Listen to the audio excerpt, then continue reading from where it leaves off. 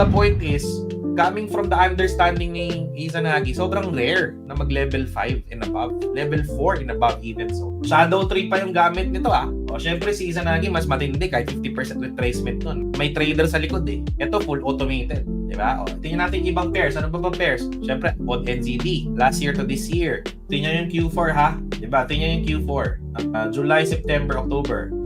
O, ingat kayo because last year there was a big move on odd NZD. Diba? Anong level to? Level 10 yata, 11. Tapos May.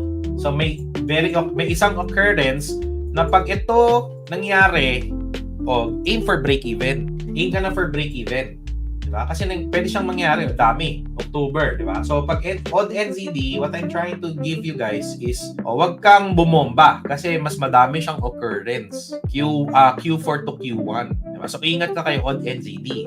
So yung CAD na pair is very very strong kasi mean revert niya. Since wala naman tayo masyadong USD pair, it's okay. Sige, pero check natin yung USD pair.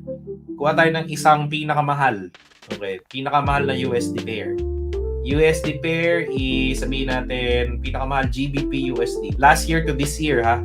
Since very very rare ang USD pair kasi grabe ka filter ng admin dyan. Pero pag dineploy yan nag-level 3, ano ibig nyo sabihin doon? Diba? So, Q4 to Q1, sabihin natin, ingat sa Q1, usually mga January, diba? May mga occurrence. Pero yung mga level 4 and above niyan, yung Q4, sabihin natin, ano lang muna, November. November siya nagko-close. So, sobrang kuha mo yung mga lower levels and i-divide mo yan sa 24, yung level 3, sabihin natin GBP USD nag-level 4, level 3.